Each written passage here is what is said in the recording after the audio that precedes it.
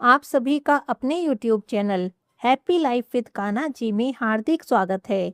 आज हम सुनेंगे रक्षाबंधन की कहानी। जय श्री कृष्णा, राधे राधे। आप सभी भक्तजनों को रक्षाबंधन के पर्व की हार्दिक शुभकामनाएं। भगवान श्री कृष्ण और श्री राधा रानी की कृपा सदैव आप सभी पर बनी रहे। आप सभी के जीवन में सुख, शांति, प्रेम और समृद्धि का वास हो। भाई और बहन के इस पवित्र रिश्ते में सदैव प्रेम और विश्वास बना रहे। भक्तजनों, रक्षाबंधन केवल कलाई पर राखी बांधने का पर्व नहीं है, बल्कि यह उस अटूट प्रेम, विश्वास और सुरक्षा के भाव का पर्व है जिसमें एक बहन अपनी भाई की लंबी आयु मांगती है और भाई जीवन भर अपनी बहन की रक्षा करने का संकल्प करते हैं। आज की इस पावन कथा में हम सुनेंगे रक्षाबंधन से जुड़ी एक भावपूर्ण कहानी। बोलिए श्री कृष्ण भगवान की जय हो। बहुत समय पहले की बात है। किसी नगर में एक साहूकार रहता था। साहूकार के 3 बेटे थे। तीनों बेटों का विवाह हो गया था। घर में बहुएं आ गई थी। साहूकार की 3 बहुएं थी। साहूकार की सबसे छोटी बहू बहुत सुशील, सरल और संस्कारी थी। पूरे घर का काम करती, अपने सास ससुर की सेवा करती, साथ ही साथ भगवान श्री कृष्ण की भक्ति में भी लगी रहती। छोटी बहू भगवान श्री कृष्ण की अनन्य भक्त थी। उसके मन में भगवान के प्रति अटूट विश्वास था। उसके लिए तो श्री कृष्ण ही उसके अपने थे, वही उसके सुख दुख के साथी थे। समय बीतता गया और सावन का पवित्र महीना आ गया। सावन आते ही चारों ओर हरियाली छा गई। मंदिर में घंटियों की ध्वनि सुनाई देने लगी और भक्त भगवान की भक्ति में डूबने लगे। इसी बीच में रक्षाबंधन का पावन पर्व भी आ गया। रक्षाबंधन आने से पहले ही साहूकार की दोनों बड़ी बहुएं अपने अपने पीहर जाने की तैयारियां करने लगी। दोनों के मन में अपने भाइयों से मिलने की और उन्हें राखी बांधने की बहुत खुशी थी। रक्षाबंधन से एक दिन पहले तो दोनों जेठानी सुबह सुबह बहुत जल्दी उठ गई और घर के काम भी तेजी से करने लगी। छोटी बहू ने जब उन्हें जल्दी जल्दी काम करते देखा तो बड़े प्रेम से पूछने लगी, दीदी क्या बात है, आज तो आप बहुत जल्दी जल्दी सारा काम कर रही हैं। तब जेठानी बोली, कल रक्षाबंधन है और हम दोनों को अपने भाई की राखी बांधने पीहर जाना है। चल हट, तुझे क्या पता चलेगा, तेरा तो कोई भाई ही नहीं है। तू क्या जाने रक्षाबंधन के त्योहार का महत्व, भाई बहन के रिश्ते का महत्व। जेठानी की यह बात छोटी बहू के हृदय में तीर की तरह लगी। वो कुछ बोल तो नहीं पाई, लेकिन उसने अपनी मन की पीड़ा किसी से भी नहीं कही। चुपचाप बस भगवान श्री कृष्ण के विग्रह के पास जाकर खड़ी हो गई। उसकी आंखों से आंसू बहने लगे। वो भगवान के सामने खड़ी होकर खूब रोई। उसके मन में केवल एक ही पीड़ा थी, काश मेरा भी कोई भाई होता, काश मैं भी रक्षाबंधन के दिन अपने पीहर जा पाती। उसने भगवान श्री कृष्ण से अपने मन की बात कही। उसकी आंखों से बहते आंसुओं में उसकी सारी पीड़ा समाई हुई थी। लेकिन उसे क्या पता था, जिस भगवान के सामने वो अपना दुख कह रही है, वही भगवान उसकी पुकार भी सुन रहे हैं। अगले दिन रक्षाबंधन का पर्व था। सुबह का समय था। तभी अचानक से साहूकार के घर के द्वार पर किसी ने दस्तक दी। साहूकार ने द्वार खोलकर देखा तो एक युवक खड़ा था। साहूकार ने उस युवक से पूछा, भाई तुम कौन हो? तब उस युवक ने कहा, मैं तो आपकी छोटी बहू का भाई हूँ। मैं इसके दूर के रिश्ते का भाई लगता हूँ और इसे रक्षाबंधन के त्योहार पर अपने साथ ले जाने आया हूँ। साहूकार ने सुना तो बड़ा हैरान हुआ। बोला, लेकिन इसका तो कोई भाई नहीं है, दूर दूर तक कोई भाई नहीं है। हम तो तुमसे कभी पहले मिले भी नहीं, तुम हो कौन? तब वो युवक कहने लगा, मैं तो 7 समुद्रों पार विदेश में कमाने गया था, इसीलिए तो आप मुझे नहीं जानते हो। उस युवक ने साहूकार को जब समझाकर कहा तो साहूकार और उसका बेटा उसकी बात मान गए और छोटी बहू को उसके साथ भेजने को तैयार भी हो गए। लेकिन बहू के पति के मन में अभी भी थोड़ा संदेह बाकी था। वो कहने लगा, ठीक है, तुम इसे ले तो जाओ, पर इसे वापस लेने मैं खुद आऊंगा। मुझे बता देना कब आना है, मैं आ जाऊंगा। ऐसा कहकर उसने अपनी पत्नी को उसके भाई के साथ भेज दिया। रास्ते में चलते चलते छोटी बहू ने अपने भाई से पूछा, भैया इतने दिन आप कहाँ थे? कभी आपने पहले मुझसे रक्षाबंधन पर राखी भी नहीं बंधवाई, कभी कोई आपने मुझे चिट्ठी भी नहीं लिखी, कभी मिलने भी नहीं आए। तो भाई बोला, बहन मैं तो 7 समुद्रों पार विदेश में कमाने गया था। जब उसने बार बार यही कहा तो छोटी बहू ने कुछ नहीं पूछा। चलते चलते अपने घर पहुंच गए। घर पहुंचते ही भाभी ने ननंद का खूब स्वागत किया, खूब आव भगत की। घर में रक्षाबंधन का उत्सव बड़े प्रेम और आनंद के साथ मनाया गया। बहन ने भाई की कलाई पर राखी बांधी और भाई बहन के प्रेम का वह पावन पर्व बड़ी हंसी खुशी से मनाया गया। कुछ दिन इसी प्रेम और आनंद में बीत गए। भक्तजनों, जिसे संसार में अपना कोई सहारा दिखाई नहीं देता, उसके लिए तो भगवान ही सहारा बन जाते हैं। छोटी बहू ने अपने मन की बात किसी मनुष्य से नहीं कही। अपने अराते श्री कृष्ण के सामने आंसू बहाए और भगवान ने उसकी पुकार सुन ली। कुछ दिन के बाद छोटी बहू के पति के पास संदेशा भेजा गया कि अपनी पत्नी को लेने आ जाओ। उसका पति उसे लेने उनके घर आया। घर क्या था, महल था। महल जैसा घर, ऐशो आराम देखकर वो भी हैरान रह गया। भाभी ने उसकी भी खूब आओभगत की। कुछ दिन तक वहीं पर रुका, फिर साहूकार का बेटा बोला, अब हमें अपने घर चलना चाहिए। छोटी बहू के भाई भाभी ने उन्हें विदा करते समय भी खूब सारा सामान दिया। सोने चांदी, हीरे मोती के जेवर दिए, बहुत सारे कपड़े दिए, खूब सारा सामान देकर उन्हें विदा कर दिया। दोनों अपने घर की तरफ चले। अभी थोड़ी दूर गए थे कि बहू का पति बोला, अरे मैं तो अपनी छतरी वहीं पर भूल आया हूँ। पत्नी समझाते हुए बोली, कोई बात नहीं, छतरी तो बहुत पुरानी थी, अब इतनी दूर आ गए हैं, वापस जाएंगे और फिर वापस लौट कर आएंगे तो घर पहुंचते पहुंचते तो अंधेरा हो जाएगा। लेकिन उसका पति नहीं माना। कहने लगा, नहीं, मैं तो अपनी छतरी लेकर ही आऊंगा। दोनों वापस चल दिए। जब दोनों भाई के घर के पास पहुंचे तो वहां का दृश्य देखकर तो उनके पैरों तले जमीन खिसक गई। ना कोई महल, ना कोई घर, ना कोई नौकर चाकर। एक बड़ा सा पीपल का पेड़ खड़ा था और उसी पेड़ पर उसके पति की छतरी भी टंगी थी। यह दृश्य देखा तो उसका पति बहुत नाराज हुआ। उसका संदेह अब क्रोध में बदल गया था। अपनी पत्नी को डांटते हुए बोला, ये कैसी अजब लीला है। कौन था वो जो तेरा भाई बनकर तुझे लेने आया था? मुझे संदेह तो शुरू से ही हो रहा था, तभी तो मैंने कहा था तुझे लेने खुद आऊंगा। अब मुझे बता वो कौन था। वो अपनी पत्नी को खूब डांटने लगा। उसने तलवार निकाल ली और उसे मारने को तैयार हो गया। छोटी बहू भयभीत होकर भगवान श्री कृष्ण को याद करने लगी और तभी स्वयं भगवान श्री कृष्ण वहां पर प्रकट हुए। उन्होंने कहा, इसे मत मारो, ये तो मेरी बहन है। हर साल रक्षाबंधन के त्योहार पर मुझे राखी बांधती है और आज मैंने इसके भाई होने का फर्ज निभाया है। मैंने इसे अपनी बहन माना है।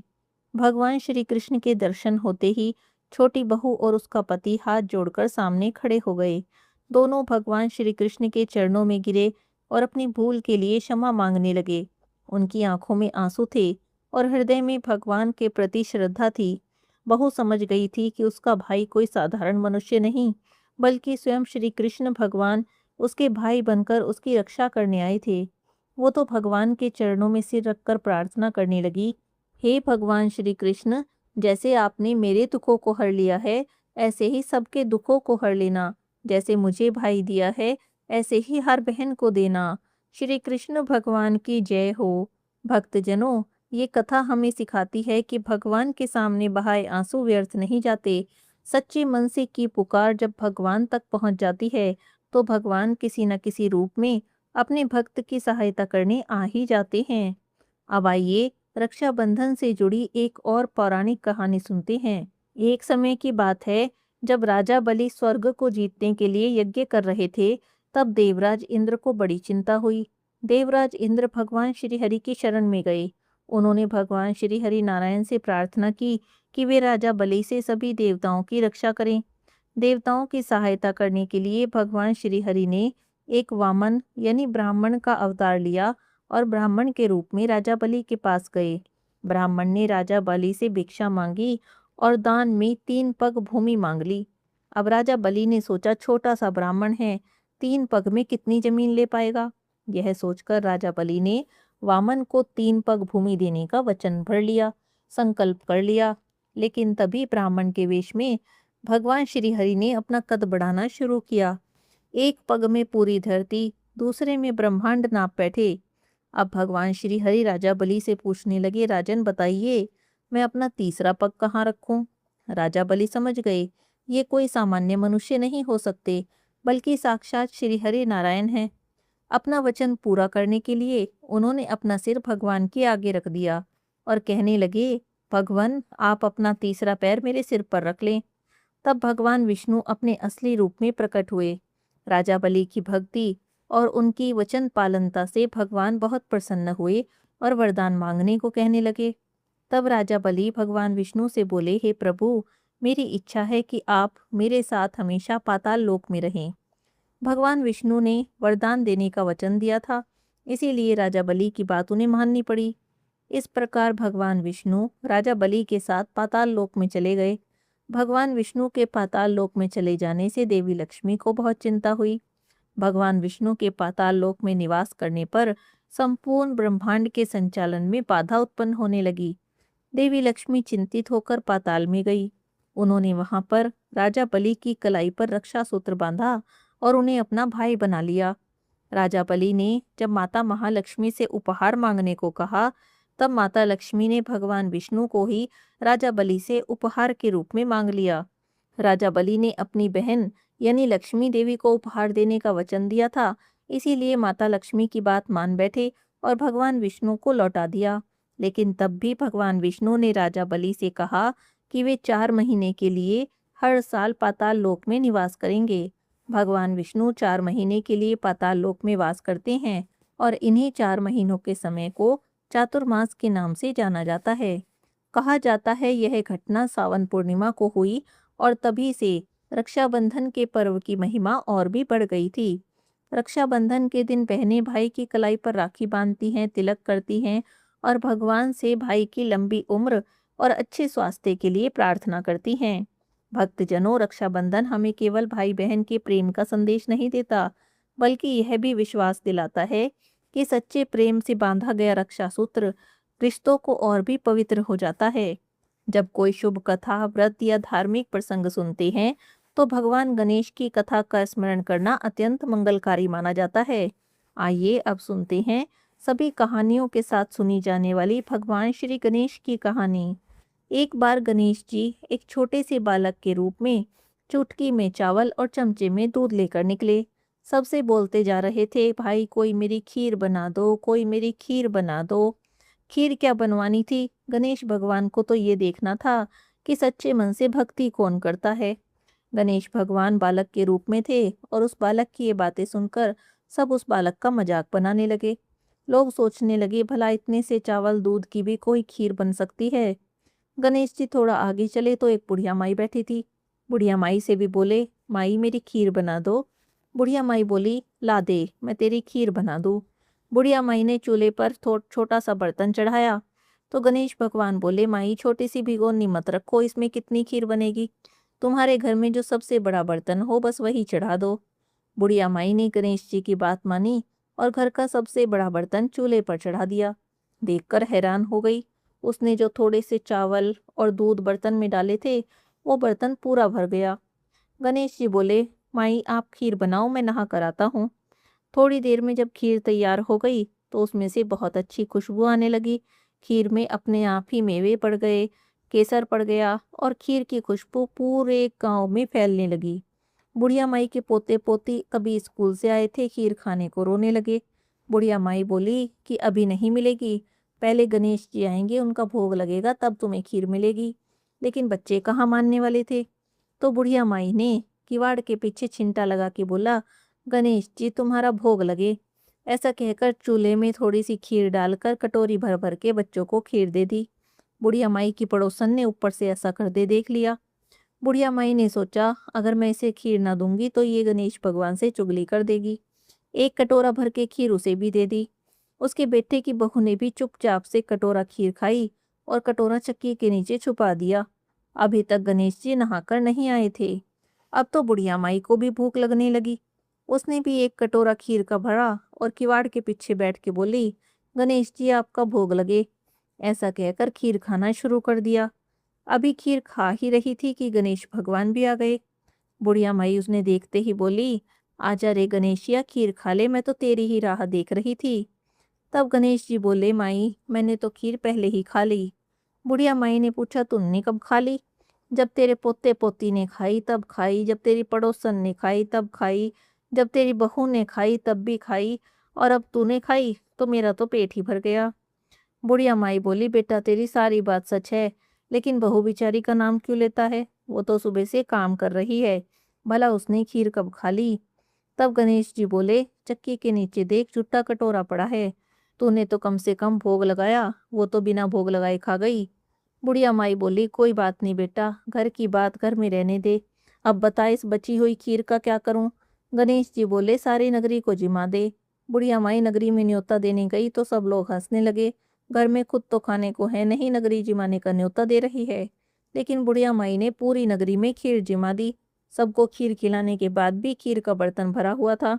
जब राजा को इस बात का पता चला तो बुढ़िया को बुलवा कर बोले, क्यों रे बुढ़िया, ऐसा चमत्कारी बर्तन तेरे घर पे अच्छा लगे या हमारे घर पे? तो बुढ़िया माई बोली, राजा जी आप ले लो। राजा ने खीर का बर्तन महल में मंगा लिया। लेकिन ये क्या, महल में आते ही तो खीर में कीड़े मकोड़े बिच्छू पड़ गए। खीर से दुर्गंध आने लगी। ये देखकर राजा जी बुढ़िया से बोले, बुढ़िया माई, ये बर्तन अपना वापस ले जा, ये बर्तन हम तुझे ही देते हैं। बुढ़िया माई कहने लगी, राजा जी आप देते तो पहले देते, ये बर्तन तो मुझे मेरे गणेश जी ने दिया है। बुढ़िया माई खीर का बर्तन वापस ले आई। जैसे ही बुढ़िया माई के घर बर्तन पहुंचा तो खीर में तो पहले की तरह सुगंध आने लगी। बुढ़िया माई गणेश जी से बोली, गणेश भगवान अब इस खीर का क्या करूं, ये तो खत्म ही नहीं होती। तब गणेश जी बोले, झोपड़ी के कोने में गड्ढा खोद और वहां गाड़ दे। दूसरी सुबह जब गड्ढा खोद के देखेगी तो तुझे धन के भरे 2 खड़े मिल जाएंगे। बुढ़िया माई बोली, इतने सारे धन का इस छोटी सी झोपड़ी में करूंगी क्या? गणेश भगवान ने झोपड़ी को लात मारी और देखते ही देखते वहां तो बड़ा महल बन गया। सुबह हो गई तो बहू फावड़ा लेकर पूरा घर खोदने लगी, लेकिन उसे तो कुछ भी नहीं मिला। बहू बोली, सासू जी तुम्हारे गणेश जी तो हमें झूठ बोल गए। सासू बोली, बहू गणेश जी झूठे तो नहीं हैं, ला जरा मैं देखूं। वो सुई लेकर खोजने चली तो टन टन करते 2 घड़े मिल गए। बहू बोली, सासू जी गणेश जी ने तो सच ही कहा था। तब सासू बोली, गणेश जी तो सच ही बोलते हैं, वो तो भावनाओं के भूखे हैं। हे गणेश जी भगवान, जैसे आपने बुढ़िया माई को दिया सबको देना, जैसे उसकी मनोकामना पूरी की सबकी करना। बोलिए श्री गणेश जी महाराज की जय हो। भक्तजनों, रक्षाबंधन की इन पावन कथाओं में हमें एक सुंदर संदेश मिलता है। जहाँ प्रेम होता है वहाँ भगवान का आशीर्वाद होता है। जहाँ सच्ची भावना होती है वहाँ पर भगवान अपने भक्तों के लिए रास्ता बना ही देते हैं। हे श्री कृष्ण भगवान, जैसे आपने अपनी भक्त बहन के दुखों को दूर किया, वैसे ही संसार की प्रत्येक बहन के जीवन में सुख शांति और प्रेम भर देना। इसी मंगल कामना के साथ आप सभी को रक्षाबंधन के पावन पर्व की एक बार फिर से हार्दिक शुभकामनाएं। आपको ये कहानी कैसी लगी कमेंट बॉक्स में ज़रूर बताइएगा। अच्छी लगी तो लाइक शेयर कीजिएगा और चैनल को भी सब्सक्राइब कीजिएगा, ताकि आप आने वाले हर त्योहार की कहानी इसी तरह भावपूर्ण तरीके से सुन पाएं। बोलिए श्री कृष्ण भगवान की जय हो।